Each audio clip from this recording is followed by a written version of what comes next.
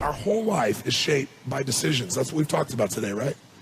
But there's 3 decisions you're making every moment you're alive. And the way you make these 3 decisions shapes your destiny. First decision we're all making every moment is, what are you going to focus on? What are you going to focus on?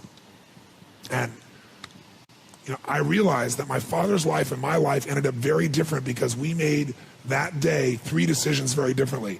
He decided to focus on the fact that he has not fed his family. And the second question you got to decide, every moment you're alive, including this moment, what are you going to focus on? Second question is, as you're focusing on, what does this mean? What does it mean? And the bottom line on meaning is, if you think about it, you get to make up the meaning, and most people pick the worst one, don't they?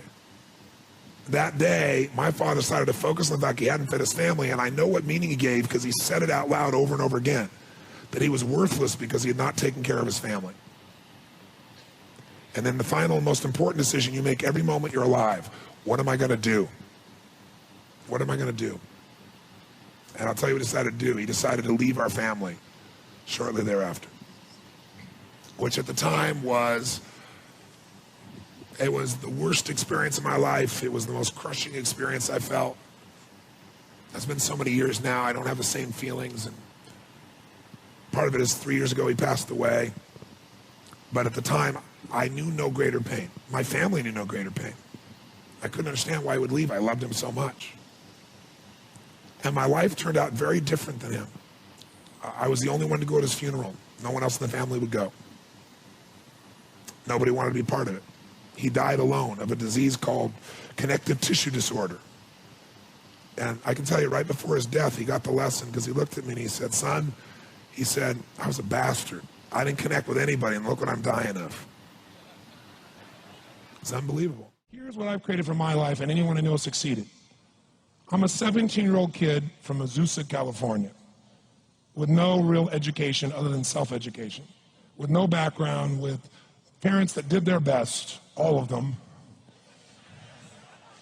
with no money, but I did one thing. I loved people, and I had an enormous demand I made upon myself, and I sculpted my mind and my emotions to get me to do whatever it would take to achieve and to contribute. But to do that, I did it by using my body and changing my focus. I did it by putting myself in a peak physiology and using what I call incantations. Can you train yourself to believe something, yes or no? Absolutely.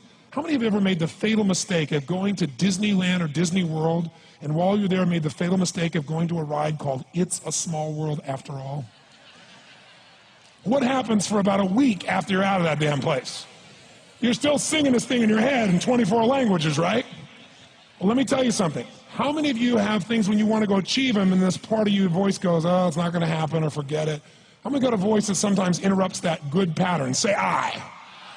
And what you want to do is train a new one.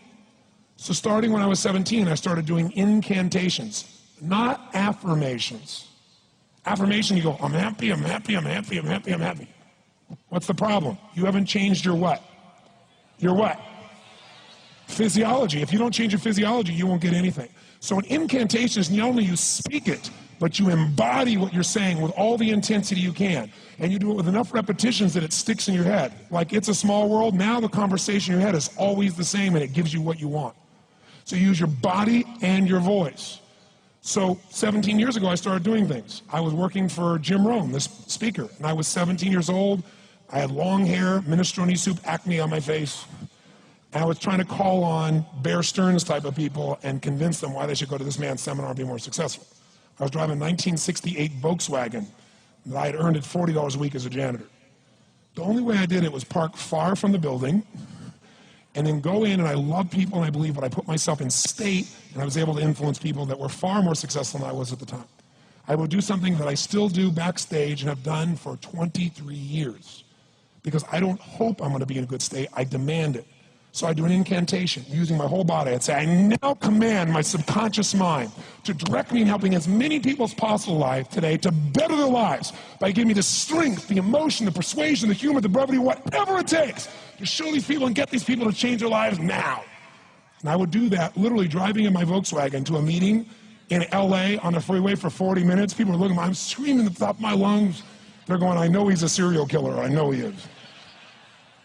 But by the time I entered that room, when two people meet, if there's rapport, the person who's most certain will always influence the other person. And I was totally certain, and they were trying to get revved up to certainty. Do you agree with this, yes or no? I do another one because I was poor. I changed my mindset. I kept doing things, but I never got beyond it. I'd say God's wealth is circulating in my life. His wealth flows to me in avalanches of abundance. All my needs, desires, and goals are met instantaneously by infinite intelligence, for I'm one with God and God is everything. And I would imagine the abundance in my life, and I would feel so grateful. And a year later, I went from making $38,000 a year to making $1 million a year in 1 year. Listen, people ask me all the time, if you really want to get lasting change, real results that stick around, what do you got to do? What are the most important things you've learned, Tony, in that area? And I tell people the most common thing people talk about is how they want to make a change in their life. But everybody wants a change, but nobody wants to work out. You know, everybody wants muscle, but nobody wants to train. See, one of the challenges that we have in our lives is we don't realize that the process of training ourselves, the process of conditioning ourselves actually feels incredible once you get that initial momentum. But most people don't. Why? Why do so many people say, well, I lost 100 pounds, you know, the same 10 pounds 10 times, you know, or they'll tell me, you know, I'm on my 4th day without a cigarette, man, I'm doing really good. If you're counting the days, it's not lasting change. You're just counting the days you can tell people how long you lasted. If you want lasting change, you've got to give up this idea of trying something. You got to decide you're going to commit to mastery. Here's what leaders really do. They maximize resources. A leader can come into an organization that's totally torn up in horrible shape, take the same resources, take it to another level. Your body, your mind, your emotion, but you can't maximize it when you're trying to fit in. You can't maximize it when you live by everybody else's rules. I'm not saying don't be respectful. I'm just saying as a leader, you got to decide what you believe is right. And one thing I can tell you will always feel right, to never settle for less than you can be, do, share, or give. That'll feel right as long as you're inside your life here. Whoa, yes. You know, we're living in a society where nobody moves anymore. What do we like today? How do people get injured today? They don't get injured smashing into people, playing football and everything else. They get injured typing, right? You know, picking up a pencil. That's how people get hurt today because we don't use everything anymore. We live in a box. Think about it. Think about our lives today and how different it is than maybe the way we were formed to be made, to run, to hunt, to create, to procreate, to raise our children, to move, to farm, to do all the things that made us use all of our body.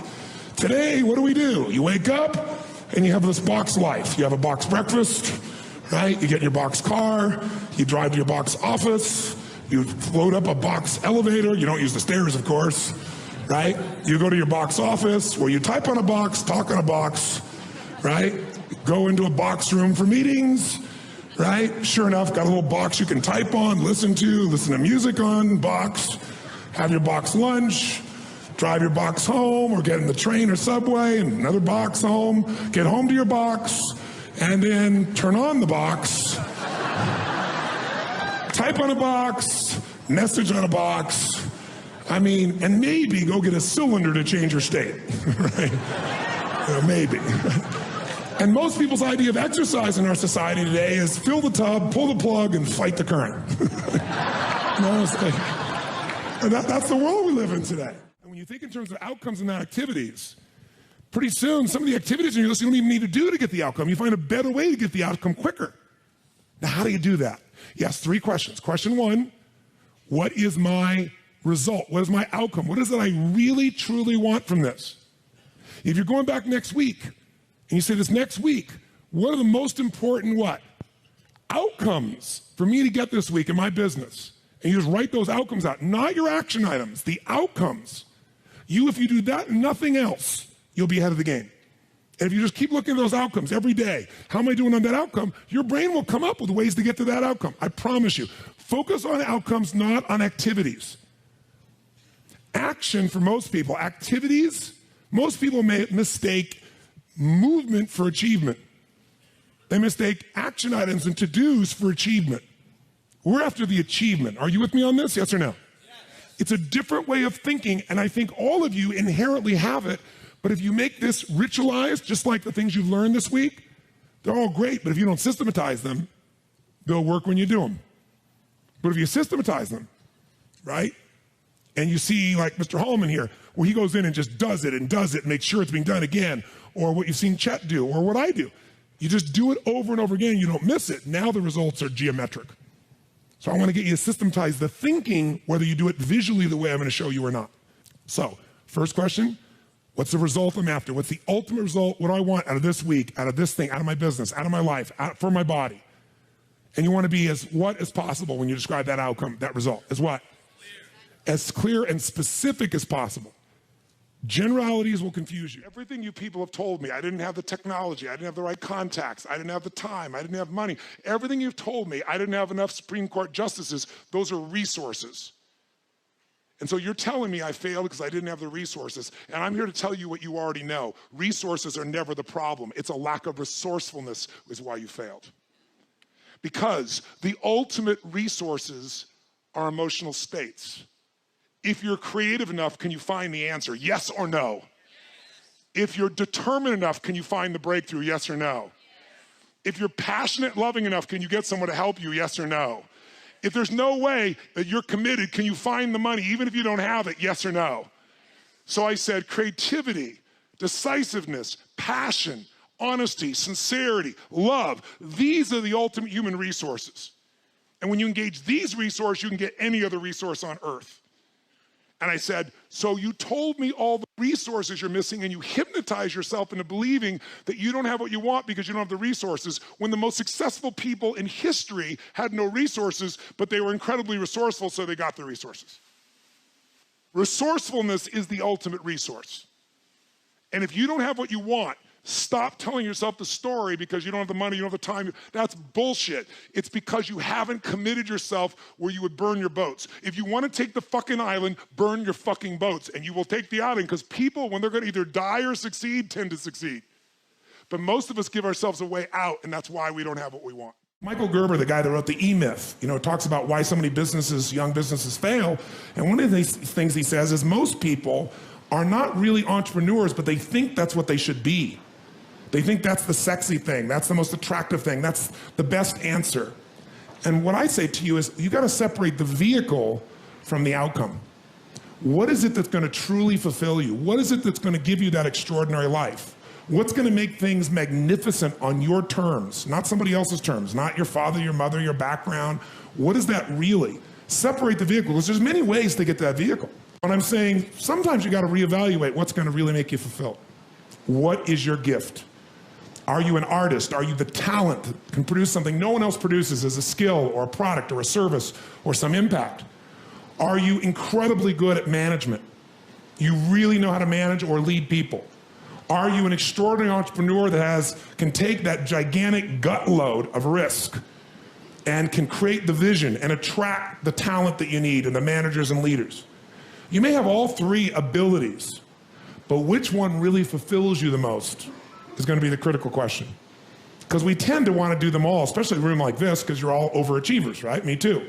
And you say, well, I can do all these. Yes, you can, but what will it do to your quality of life? See, again, the secret's going to be this. What is an extraordinary life on your terms today? Getting clear about that. At this stage of life, where you are, where you want to go.